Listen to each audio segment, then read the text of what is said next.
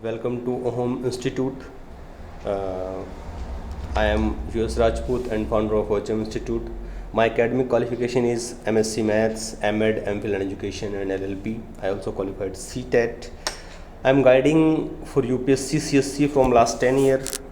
Now I am teaching political science and international relations.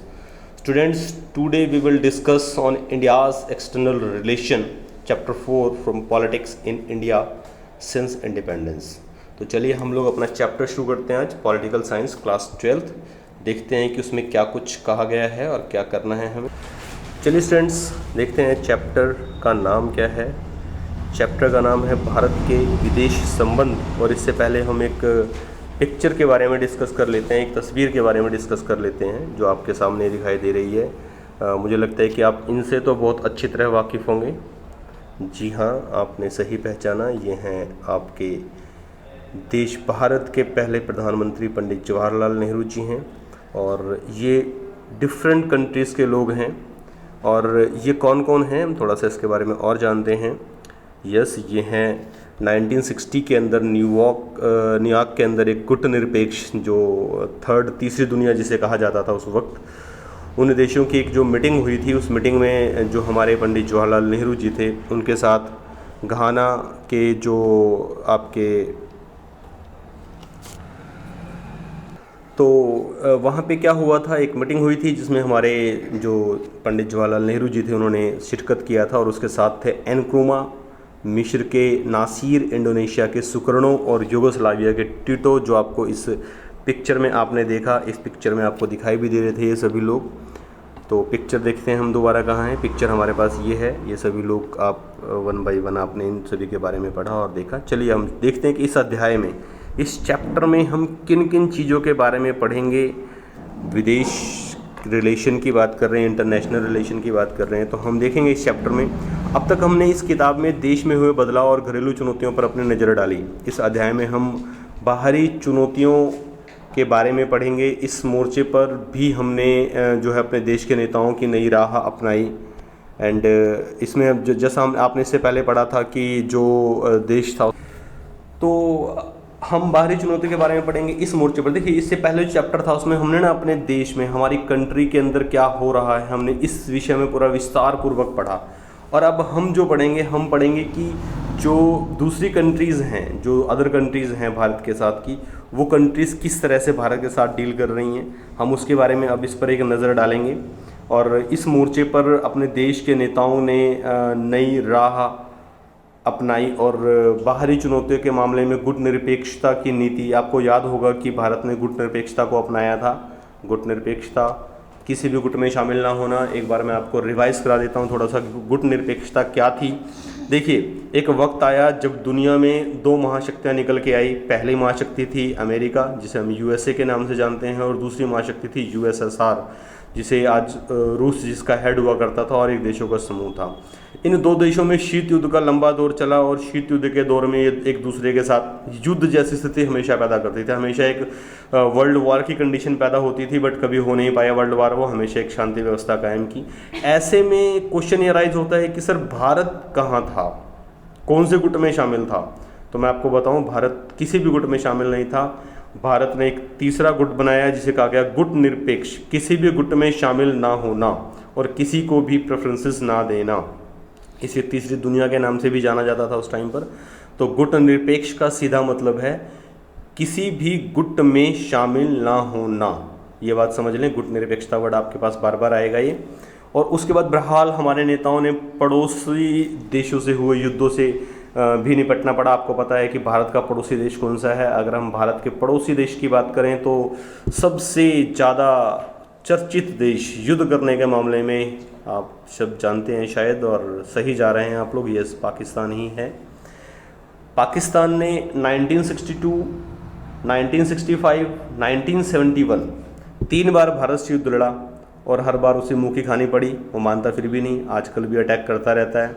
कुछ लोगों को आदत होती है पंगे लेते रहने की, मतलब पता है हमने जीतना तो है नहीं, बट पंगे तो लेते रहें कम से कम। तो ऐसा ही हमारा पाकिस्तान है, बाकी कोई बात नहीं। एक हवा का झोंका आया और पाकिस्तान गायब हो गया। हो सकता है कोई ये दिन आए आपकी ज़िंदगी में। इन लड़ाइयों और हमारे विदेशी संबंधों ने जो आगे रूपरेखा तैयार करी, संबंधों को देश की राजनीति के लिए एक शक्ल प्रदान करी। देश की राजनीति स्वयं भी इस क्रम से काफ़ी प्रभावित हुई।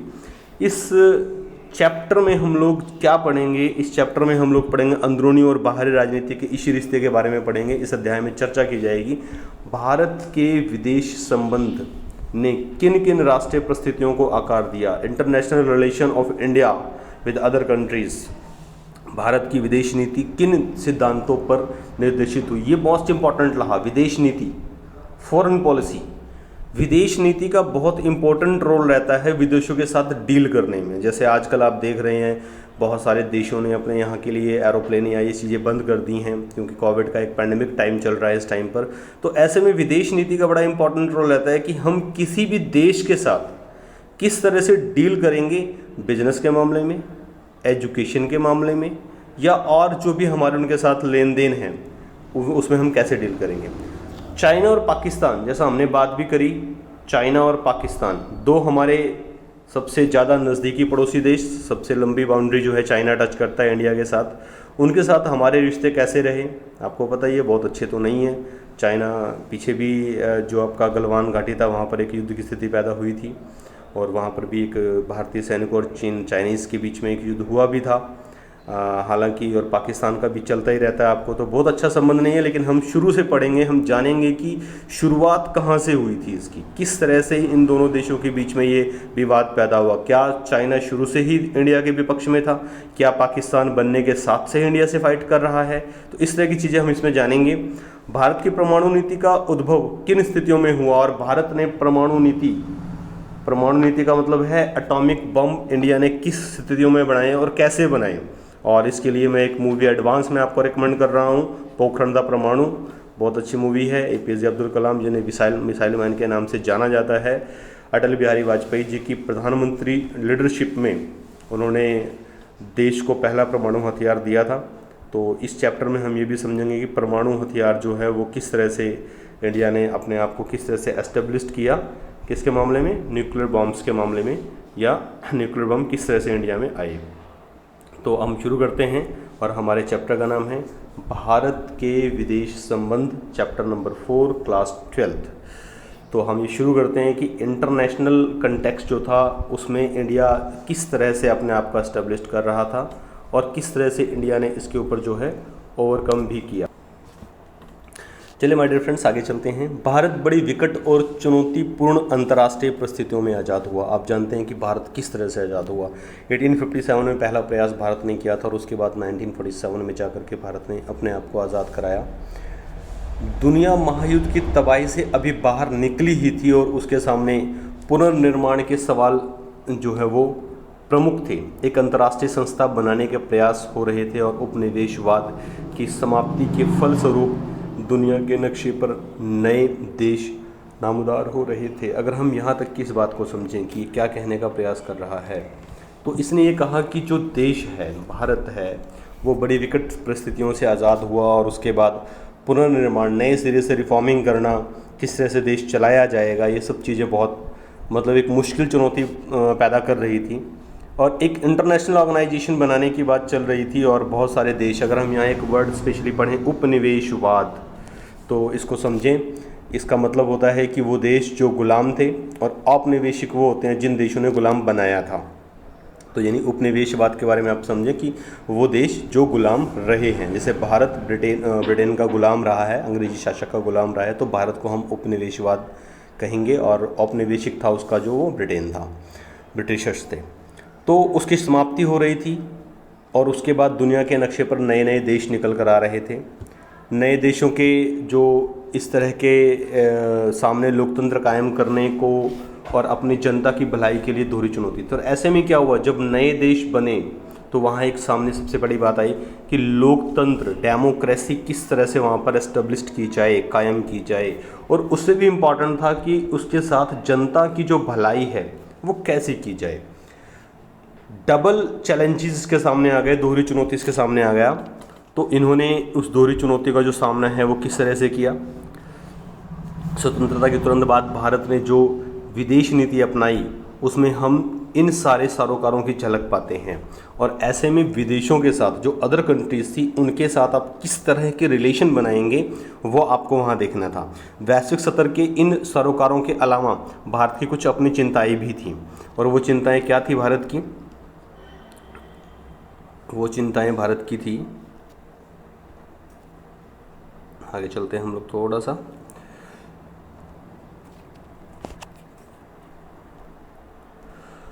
भारत सरकार ने अपने पीछे अंतर्राष्ट्रीय विवादों की एक पूरी विरासत छोड़ दी थी। अगर आप देखें तो एक वो इंडिया को लगभग कंगाल करके गए थे, सब कुछ लूट के ले गए, और इंटरनेशनल कंटेक्स्ट में उन्होंने एक इशू छोड़ दिया भारत के लिए कि किस तरह से आप करेंगे। और मोस्ट इंपॉर्टेंट क्या रहा उसके अंदर जो उन्होंने इशू दिया, वो था बंटवारे के कारण। जो आपने हिंदुस्तान और पाकिस्तान बना दिया, वो एक और बहुत बड़ा जो इशू था वो हमारे लिए बन के सामने आया।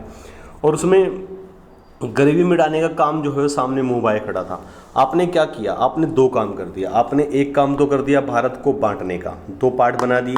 उसकी जो युद्ध हुआ उस टाइम पे एक तरह से दो देशों के बीच में, या कह सकते हो कि जब दो देश बने तो वहाँ जो मार काट हुई, जो लोगों ने यहाँ से उधर से माइग्रेशन हुई, हमने इसकी त्रासदी भी पिछले चैप्टर्स में पढ़ी है कि किस तरह से भारत और पाकिस्तान एस्टेब्लिश्ड हुए, बहुत बड़ा और चुनौतीपूर्ण रहा।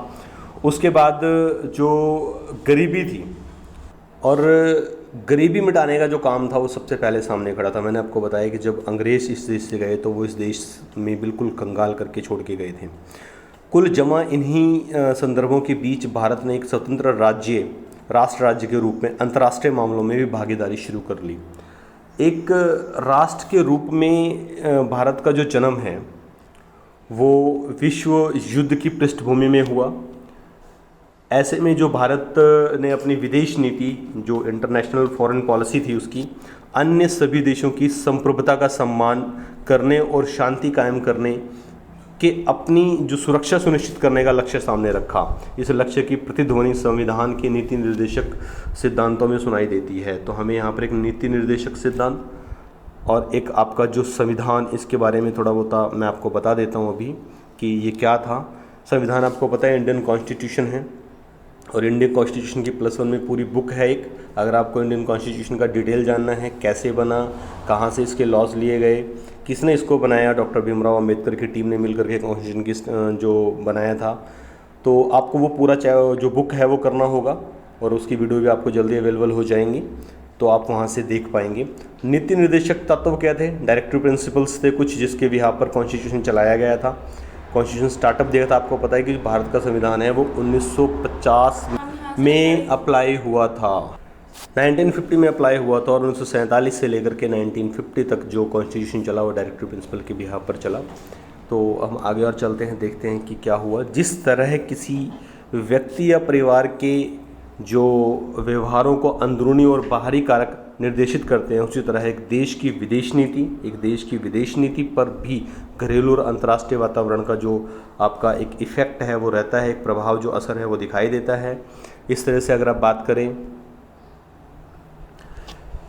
विकासशील देशों के पास अंतर्राष्ट्रीय व्यवस्था के भीतर अपने सरोकारों को पूरा करने के लिए जरूरी संसाधन का अभाव होता है। इसके चलते हुए बड़े चढ़े देशों की अपेक्षा बड़े सीधे साधे लक्ष्यों को लेकर के अपनी विदेश नीति तय करते हैं। ऐसे देशों का जोर इस बात पर होता है कि उनके पड़ोस में अमन चैन कायम रहे। मोस्ट इम्पॉर्टेंट बात है कि जो सीधे साधे से देश हैं वो चाहते हैं कि पड़ोसियों के साथ जो अमन चैन है वो कायम रहे। आप भी चाहते होंगे कि पड़ोसियों के साथ आपका अमन चैन कायम रहे, लेकिन पड़ोसियों की समस्या हमेशा ही समस्या रहती है। जैसे चाइना और पाकिस्तान की समस्या हमेशा समस्या बनी रहती है, और विकास होता रहे।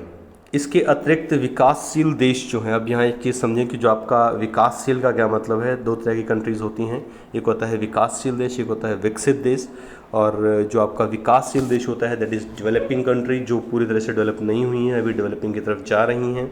और एक होता है डेवलप्ड कंट्री, विकसित देश, जो पूरी तरह से डेवलप हो चुके हैं। जैसे पूरी तरह से डेवलप देश की बात करें तो ये देश है अमेरिका, और अगर डेवलपिंग की बात करें तो इसमें आप इंडिया का नाम ले सकते हैं।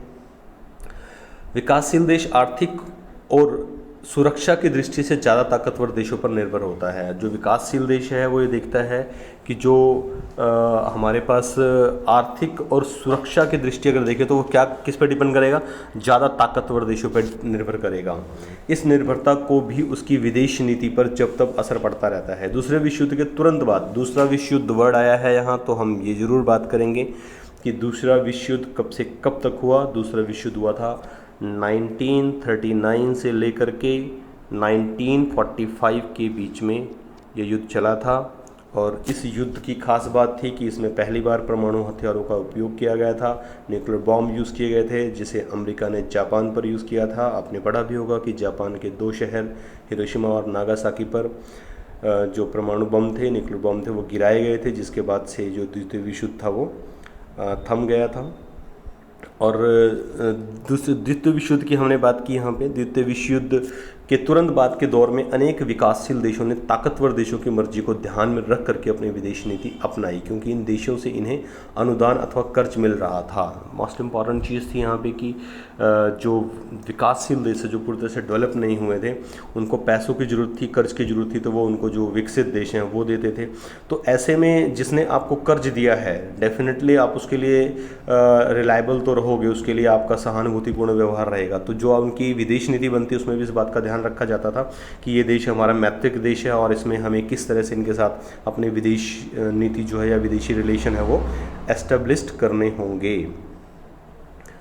और अगर हम आगे बात करें इससे, तो इस वजह से दुनिया के विभिन्न देशों को 2 खेमे में बंटना पड़ा। मैंने इससे पहले भी आपकी बात की कि दुनिया जो है वो 2 खेमों में बंट गई थी, 2 हिस्सों में बंट गई थी। एक खेमा संयुक्त राज्य अमेरिका, मैंने आपको बताया था अभी, यूएसएसआर, संयुक्त राज्य अमेरिका के नाम से जाना गया।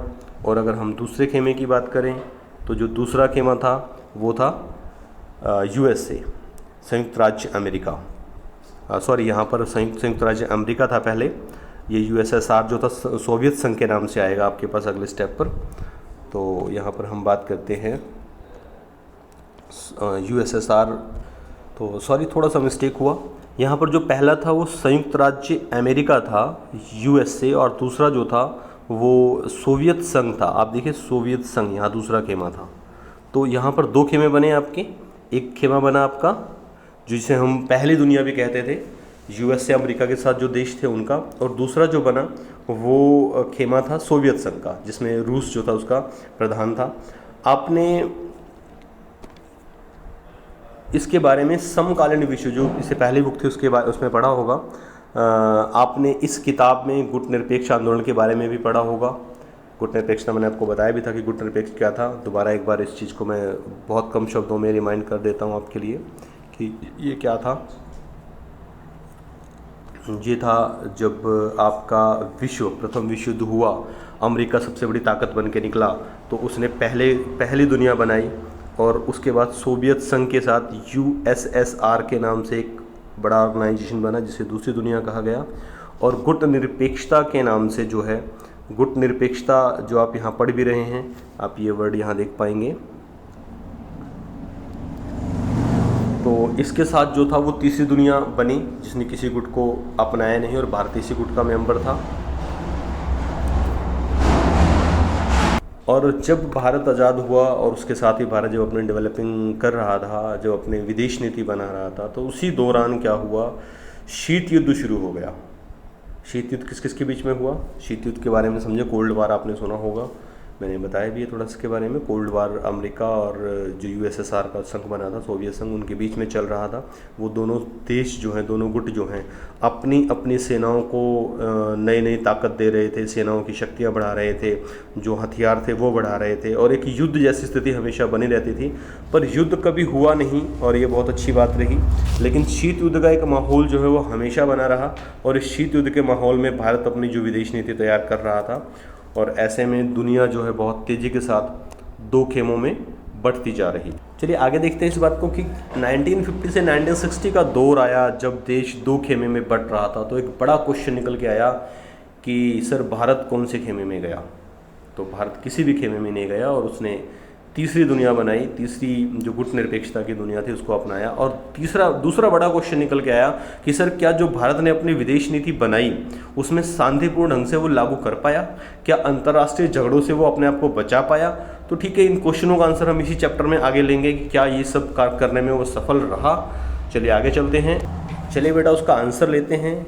तो आप अगर भारत का कॉन्स्टिट्यूशन देखें तो कॉन्स्टिट्यूशन में जो सिद्धांत हमारे बनाए गए हैं, प्रिंसिपल्स बनाए गए हैं, उसके अंदर हम अगर आर्टिकल 51 की बात करें, अनुच्छेद 51 की बात करें, आर्टिकल 51 की बात करें तो हम ये देखेंगे कि उसमें क्या कहा गया। उसमें कहा गया कि अंतर्राष्ट्रीय शांति और सुरक्षा को बढ़ावा, जो भारत है वो अंतर्राष्ट्रीय इंटरनेशनल पीस और सिक्योरिटी को इनक्रेज करेगा, बढ़ावा देगा उसको। उसके लिए उन्होंने क्या किया, राज्य के नीति निर्देशक जो सिद्धांत के हवाले से क्या कहा, नंबर 1 उन्होंने कहा कि अंतर्राष्ट्रीय शांति और सुरक्षा में अभिवृद्धि करेगा, बढ़ावा देगा इंटरनेशनल पीस को। राष्ट्रों के बीच न्याय संगत और सम्मानपूर्ण संबंध जो है वो बनाए रखना है, मतलब जो राष्ट्र हैं, नेशंस हैं, उनके बीच में न्याय संगत और सम्मानपूर्ण, उनको रिस्पेक्ट भी देनी है और जस्टिस भी करना है, ऐसे रिलेशन बनाए रखना है। उसके बाद उसने कहा कि संगठित लोगों के एक दूसरे से व्यवहारों में अंतर्राष्ट्रीय विधि और संधि बाध्यताओं के प्रति आदर बढ़ाने का भी उसका फैसला था।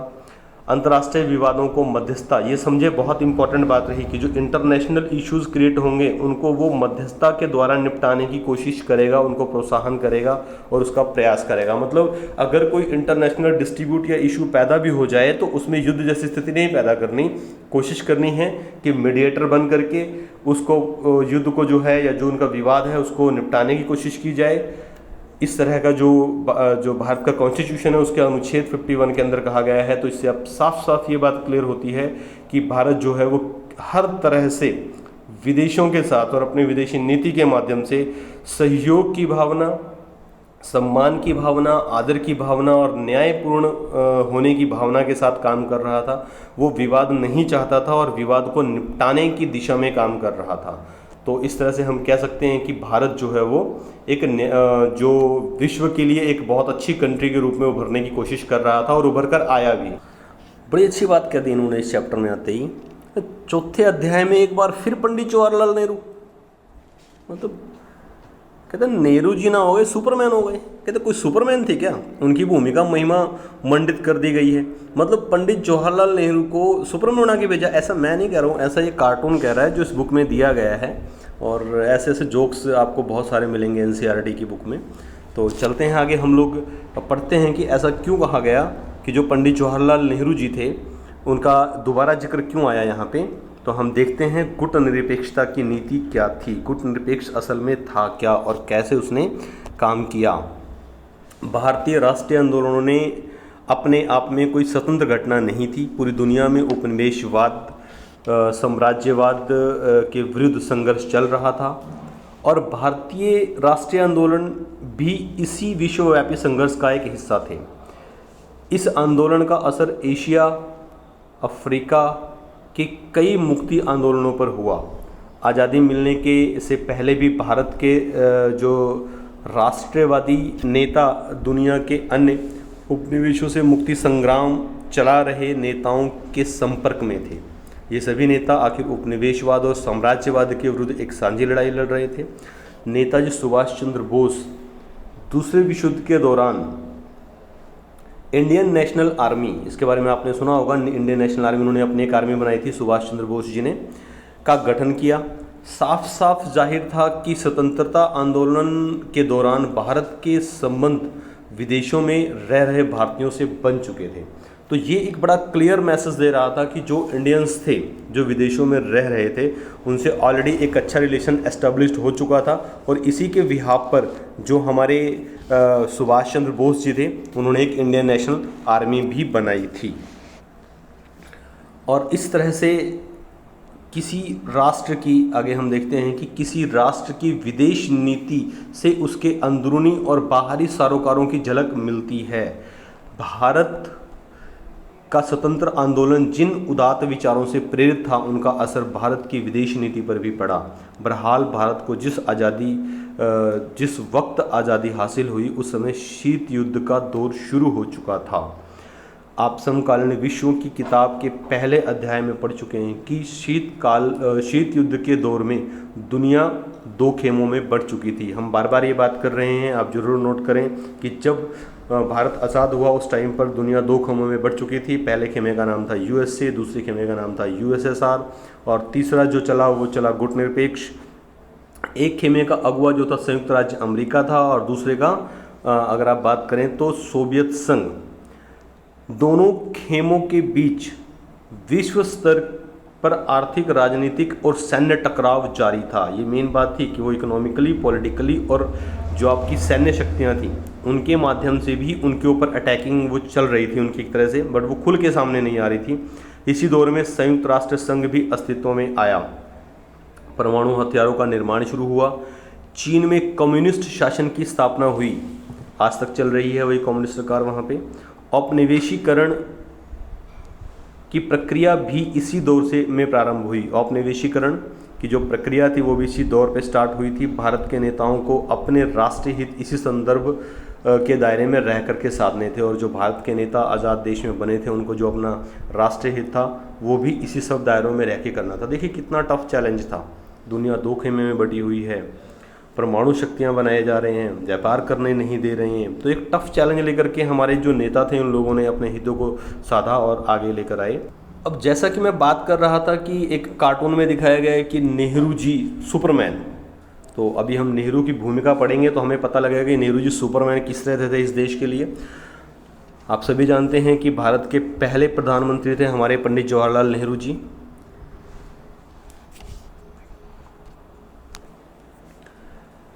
राष्ट्रीय एजेंडा तय करने में निर्णायक भूमिका निभाई उन्होंने देश के लिए। वे प्रधानमंत्री के साथ साथ विदेश मंत्री भी थे। ये बात आपके लिए नोट करने की है कि पहले भारत के प्रधानमंत्री जो थे वो विदेश मंत्री भी थे, फॉरेन मिनिस्टर भी थे। प्रधानमंत्री और विदेश मंत्री के रूप में 1946 से 1964 तक उन्होंने भारत की विदेश नीति की रचना और क्रियान्वयन पर गहरा प्रभाव डाला।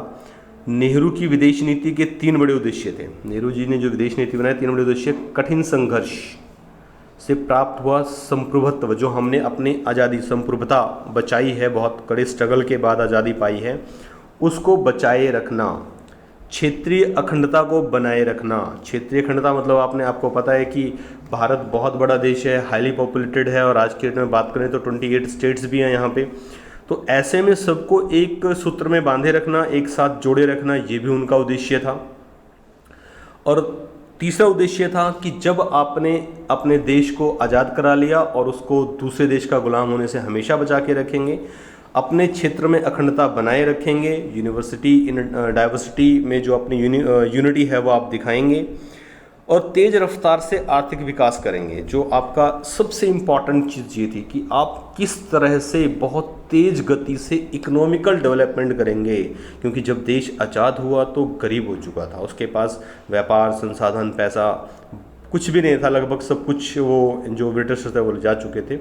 ऐसे में किस तेज़ी के साथ इकोनॉमिक ग्रोथ को किया जाए कि जो हमारे समस्याएं देश की हैं वो जल्दी से जल्दी दूर की जा सकें। नेहरू इन उद्देश्यों को गुटनिरपेक्षता की नीति अपनाकर हासिल करना चाहते थे। उन दिनों देश में कुछ पार्टियां और समूह ऐसे भी थे जिनका मानना था कि भारत को अमेरिकी खेमे के साथ ज़्यादा नज़दीकी बढ़ानी चाहिए थी। अब ये तो विचार देखो लोगों के आएंगे ही, लोग, मैंने आपको बताया कि पहले ही बताया हुआ है कि लोग अपने विचार तो देंगे ही कि देश को ऐसा करना चाहिए था, नेताजी को ऐसा करना चाहिए था। बट कुछ लोगों ने कहा कि भाई ऐसा है कि जो अमेरिका है वो सबसे बड़ी मजबूत पार्टी है इस टाइम पर, मजबूत गुट है इस टाइम पर, आप उसके साथ अपना संबंध अच्छे बनाए रखिए। अगर आप उसके साथ अपने रिलेशन अच्छे बनाए रखेंगे तो आपके लिए समस्याएं कम आएंगी, आपको सिक्योरिटी इशू नहीं होगा, बिजनेस का इशू नहीं होगा। तो ऐसे में कई खेमे थे। उन दिनों देश में कुछ पार्टियां ऐसे समूह में थी जिनका मानना था कि भारत को अमेरिकी खेमे में जो है अपनी नज़दीकी बनाए रखनी चाहिए, और क्योंकि इस खेमे की प्रतिष्ठा जो है वो लोकतंत्र के हिमायती के रूप में थी। इस धारा पर सोचने वालों में डॉक्टर भीमराव अंबेडकर भी शामिल थे। भारत देश के रत्न कहे जाने वाले डॉक्टर भीमराव अंबेडकर, जिन्होंने भारत का कॉन्स्टिट्यूशन अपनी एक टीम के साथ मिल करके लिखा, अध्यक्ष थे उस टीम के ये, उन्होंने भी इस विचारधारा में अपनी सहमति जताई कि हमें अमेरिका के साथ मिलना चाहिए। साम्यवाद की विरोधी कुछ राजनीतिक पार्टियां भी चाहती थी कि भारत अपनी विदेशी नीति अमेरिका के पक्ष में बनाए। ऐसे दलों में भारतीय जनसंघ और स्वतंत्र पार्टी प्रमुख थे। पिछले चैप्टर में आपने पढ़ा कि भारतीय जनसंघ था वो पार्टी कौन सी थी और स्वतंत्र पार्टी कैसे बनी। लेकिन विदेश नीति को तैयार करने के मामले में जो नेहरू जी थे उन्होंने खासी बढ़त हासिल कर ली थी। और उन्होंने क्या किया, हमें अगले कंसेप्ट में पढ़ते हैं कि उन्होंने क्या किया। उन्होंने बना ली दोनों खेमों से दूरियां। वो कहते हैं भाई ना तो मैं जाऊंगा अमेरिका के पास, ना मैं जाऊंगा यूएसआर के पास, मैं रहूंगा दोनों खेमों से दूर और बनाऊंगा अपनी एक अलग पहचान गुट निरपेक्षता के माध्यम से। तो देखते हैं कि वो अलग पहचान उन्होंने। पंडित जवाहरलाल नेहरू जी ने KPS मेनन को एक पत्र लिखा था जनवरी 1947 में, और उन्होंने इस पत्र में क्या कहा ये पढ़ते हैं हम कि उन्होंने इस पत्र में क्या कहा। इस पत्र में उन्होंने कहा, आम तौर पर हमारी नीति ताकत की राजनीति से अपने को अलग रखने और महाशक्तियों के एक खेमे के विरुद्ध दूसरे खेमे में शामिल ना होने की है। आज दो अग्रणी खेमे रूस और अमेरिका जो है, रूस यानी कि जो USSR था सोवियत संघ, और अमेरिका ब्रिटेन के हैं। हमें दोनों के साथ दोस्ताना संबंध रखना है, साथ ही उनके खेमे में शामिल भी नहीं होना है। रूस और अमेरिका एक दूसरे को लेकर के बहुत शंकित हैं और अन्य देशों पर भी शक करते हैं। इसका कारण जो हमारा रास्ता है वो काफ़ी कठिन है और दोनों हम पर शक कर सकते हैं कि हम उनके विरोधी खेमे की तरफ झुक रहे हैं, इससे बचा नहीं जा सकता। तो उन्होंने बहुत अच्छी बात कह दी थी कि अगर आप गुट निरपेक्षता को अपनाएंगे, दोनों खेमों से दूर रहेंगे, तो दोनों खेमे शक तो जरूर करेंगे आपके ऊपर कि भाई ये व्यक्ति जो है ऐसा तो नहीं है कि हमारे साथ डबल क्रॉस करके दूसरी टीम के साथ जा रहा है, दूसरी टीम को भी शक रहेगा। ऐसा तो नहीं है कि उनसे डबल क्रॉस करके ये हमारे से डबल क्रॉस करके उनके साथ जा रहा है, तो इससे तो बचा नहीं जा सकता। ऐसा पंडित जवाहरलाल नेहरू जी ने पहले कह दिया था, इसीलिए उनको सुपरमैन कहा गया था। सुपरमैन के ड्रेस में दिखाने का उद्देश्य भी उनका यही था कि उन्होंने बहुत बड़े बड़े फैसले लिए। जब देश के बड़े तबके जो हैं, बड़े नाम जो हैं, ये कहते थे कि आप USA के साथ जाएं, तो उन्होंने एक नया तरीका अपनाया और तीसरे गुट की स्थापना की जिसे गुट निरपेक्ष कहा गया। असल में वो गुट तो नहीं कहेंगे क्योंकि वो किसी को मानता ही नहीं था। वो कहता था हम इंडिपेंडेंट हैं और दोनों के साथ मिलकर काम करेंगे। दो खेमों से दूरी। आज़ाद भारत की विदेश नीति में शांतिपूर्ण विश्व का सपना था और इसके लिए भारत ने गुट निरपेक्षता की नीति का पालन किया। भारत ने इसके लिए शीत युद्ध से उपजे तनाव को कम करने की कोशिश की और संयुक्त राष्ट्र संघ के शांति अभियानों में अपनी सेना भेजी। अब देखो, संयुक्त राष्ट्र संघ ने जो भी अपना शांति बनाने की कोशिश करी, वहाँ उन्होंने अपनी सेना भी भेजी। कोई बात नहीं, शांति व्यवस्था कायम करें। आप पूछ सकते हैं कि शीत युद्ध के दौरान भारत किस खेमे में और क्यों शामिल नहीं हुआ। भारत अमेरिका और सोवियत संघ की अगुवाई वाले सैन्य गठबंधनों से अपने को दूर रखना चाहता था। समकालीन विश्व राजनीति की बुक में आप पढ़ चुके हैं कि शीत युद्ध के समय अमेरिका के उत्तर अटलांटिक संधि गठबंधन नाटो के नाम से, जो आपका USA का गठबंधन था, फर्स्ट दुनिया जिसे कहा जाता था, उसे नाटो के नाम से जाना जाता था। और अगर मैं USSR सोवियत संघ के गठबंधन की बात करूं तो उसे वार्सा पैक्ट के नाम से जाना जाता था। जो आपका USA था वो नाटो था और जो USSR था सोवियत संघ वो वार्सा पैक्ट के नाम से जाना जाता था। तो भारत ने गुट निरपेक्षता की नीति को आदर्श माना। संतुलन साधने की यह कठिन कोशिश थी और कभी कभी संतुलन बहुत कुछ नहीं सध पाता था। 1956 में जब ब्रिटेन ने स्वेज नहर के मामले को लेकर के, स्वेज नहर का मामला आजकल भी चर्चा में था, आपको पता होगा, वहाँ एक जहाज़ अटक गया था, बीच में फंस गया था, तो जिससे जो आवागमन था बहुत सारे जहाज़ों का रुक गया था। एक नए रास्ते की खोज की गई थी। ये सब चीज़ें हम आने वाले टाइम में पढ़ेंगे। ब्रिटेन स्वेज नहर के मामले को लेकर के मिस्र पर आक्रमण किया तो भारत ने इस नव औपनिवेशिक हमले के विरुद्ध विश्वव्यापी विरोध की अगुवाई की। इस साल सोवियत संघ ने हंगरी पर आक्रमण किया था, तो लेकिन भारत ने सोवियत संघ के इस कदम की सार्वजनिक निंदा की। जब देखिए, भारत क्या चाहता था? शांति। इसने अपना स्पष्ट क्लियर बहुमत बता दिया था कि भाई हमें शांति चाहिए, हम विश्व शांति के लिए काम करेंगे, किसी पर अटैक करने या कब्जा करने के लिए हम कभी विश्व शांति को भंग करने के लिए काम नहीं करेंगे। तो जब सोवियत संघ ने हंगरी पर आक्रमण किया तो भारत ने सार्वजनिक रूप से निंदा करी कि ये गलत है। ऐसी स्थिति के बावजूद कमोवेश भारत ने अंतर्राष्ट्रीय मामलों पर स्वतंत्र रवैया अपनाए रखा। उसने दोनों खेमों के देशों ने सहायता और अनुदान दिए। उसने क्या किया, दोनों जो खेमे के देश थे उन दोनों को सहायता भी दी और अनुदान जो वो कर सकता था उसने वो किया। भारत अभी बाकी विकासशील देशों को गुट निरपेक्षता की नीति के बारे में आश्वस्त करने में लगा था कि पाकिस्तान अमेरिकी नेतृत्व वाले सैन्य गठबंधन में शामिल हो गया। इस वजह से 1950 के दशक में भारत अमेरिकी संबंध में खटास पैदा हो गई। अमेरिका सोवियत संघ से भारत की बढ़ती हुई दोस्ती को लेकर भी नाराज़ था। तो अब देखें, मैंने आपको नेहरू जी ने पहले ही बता दिया था कि भाई ये बड़ा मुश्किल काम है, आसान काम नहीं है इस तरह के दांव पेच खेल पाना और लोगों को सेटिस्फाई कर पाना, उन्हें खुश रख पाना। ऐसे में क्या हुआ, 1950 में पाकिस्तान जो इंडिया का एक हिस्सा बन के निकला था उसने जो है अमेरिका को ज्वाइन कर लिया। अमेरिका को ज्वाइन कर लिया तो एक तो वहाँ से प्रॉब्लम क्रिएट हो गई कि भाई अब अमेरिका जो है वो, पाकिस्तान पहले से भारत के साथ दोस्ताना संबंध नहीं रहे हैं उसके, भारत और पाकिस्तान अमेरिका जो है उसके संबंधों में खटास पैदा हो गई इसकी वजह से। और अमेरिका जो है वो पहले भी सोवियत संघ से ऐसा मानता था कि जो भारत है वो सोवियत संघ के ज़्यादा नज़दीक है, उससे ज़्यादा उसका फ्रेंडली वाला हैंड उसके साथ है या दोस्ती वाला हाथ उसके साथ है। आपने पिछले अध्याय में पढ़ा कि भारत ने नियोजित विकास की रणनीति अपनाई थी। हमने पीछे बताया था कि भारत ने जो है नियोजित एक प्लान करके अपनी जो रणनीति वो बनाई थी। इस नीति में जोर जो आयात को कम करने पर था। इसमें संसाधन आधार तैयार करने पर जोर दिया गया। इसके परिणाम स्वरूप निर्यात के मामले में भी प्रगति बड़ी सीमित थी। विकास की इस रणनीति के कारण बाहरी दुनिया से भारत का आर्थिक लेन देन बड़ा सीमित था। जो भारत ने प्लान किया था उसने क्या किया था, उसने आयात पर जोर नहीं दिया। अगर आप लास्ट चैप्टर की वीडियो देखें उसमें आप पाएंगे उसमें क्लियर कहा गया था कि जो चीज़ें भारत बना सकता है उसका भारत जो है वो इम्पोर्ट नहीं करेगा, वो अपने ही देश में बनाएगा। और उन्होंने क्या किया, उन्होंने इंफ्रास्ट्रक्चर के ऊपर भी थोड़ा काम किया, काफ़ी ज़्यादा जोर दिया। और इसकी वजह से जो उनकी निर्यात के मामले में भी जो प्रगति थी वो बड़ी सीमित थी। जब उनके प्रगति सीमित होने का मतलब वो निर्यात भी कैसे करेंगे, जब वो बनाएंगे अपने रिक्वायरमेंट्स पूरी हो जाएगी तभी निर्यात कर पाएंगे। तो विकास की इस जो रणनीति थी उसकी वजह से उनका जो भारत का बाकी देशों के साथ जो आर्थिक लेन देन था वो भी बहुत कम रहा शुरुआती दौर में। आगे हम बात करते हैं कि अफ्रो एशियाई एकता कैसे हुई। भारत के आकार, अवस्थिति और शक्ति संभावनाओं को भांप कर नेहरू ने विश्व के मामलों में, खासकर एशियाई मामलों में भारत के लिए बड़ी भूमिका निभाने का स्वप्न देखा। नेहरू के दौर में भारत ने एशिया और अफ्रीका के नव स्वतंत्र मतलब जो नए नए स्वतंत्र हुए देशों के साथ संपर्क बनाए। 1940 और 1950 के दशकों में नेहरू बड़े मुखर स्वर में एशियाई एकता की पैरोकारी करते रहे। नेहरू की अगुवाई में भारत ने 1947 के मार्च में ही एशियाई संबंध सम्मेलन, एशियन रिलेशन कॉन्फ्रेंस का आयोजन कर डाला था, जबकि अभी भारत को आज़ादी मिलने में 5 महीने शेष थे। भारत ने इंडोनेशिया की आज़ादी के लिए भरपूर प्रयास किए। भारत चाहता था कि इंडोनेशिया डच औपनिवेशिक शासन से यथासंभव शीघ्र मुक्त हो जाए।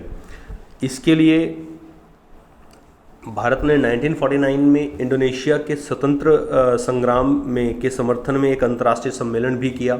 भारत औपनिवेशीकरण की प्रक्रिया का प्रबल समर्थक था और उसने पूरी दृढ़ता से नस्लवाद का, खासकर दक्षिण अफ्रीका में जारी रंग भेद का विरोध किया। इंडोनेशिया के एक शहर बांडुंग में अफ्रो एशियाई सम्मेलन 1955 में हुआ था। आमतौर पर हम इसे बांडुंग सम्मेलन के नाम से भी जानते हैं, अंडरलाइन कर लीजिएगा इस बात को भी। अफ्रीका और एशिया के नव स्वतंत्र देशों के साथ भारत के बढ़ते संपर्क का यह चरम बिंदु था।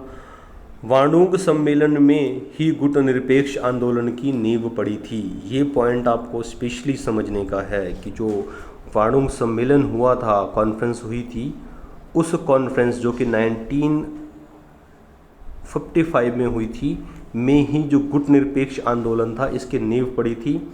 गुट निरपेक्ष आंदोलन का पहला सम्मेलन 1961 के सितंबर में बेलग्रेड में हुआ। गुट निरपेक्ष आंदोलन की स्थापना में नेहरू की महती भूमिका रही थी। देखें समकालीन विश्व भारत की जो बुक थी उसके अंदर ये काफ़ी क्लियर दिया हुआ है।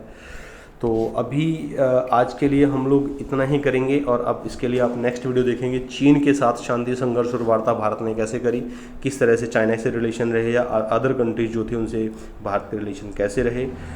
आपका इस वीडियो को देखने के लिए बहुत बहुत धन्यवाद। अगला वीडियो ज़रूर देखें चैप्टर को पूरा करने के लिए। Thank you so much. इस वीडियो को ज़्यादा से ज़्यादा शेयर करें, लाइक करें, इस चैनल को सब्सक्राइब करें ताकि ज़्यादा से ज़्यादा लोगों के साथ ये वीडियो पहुंच पाए।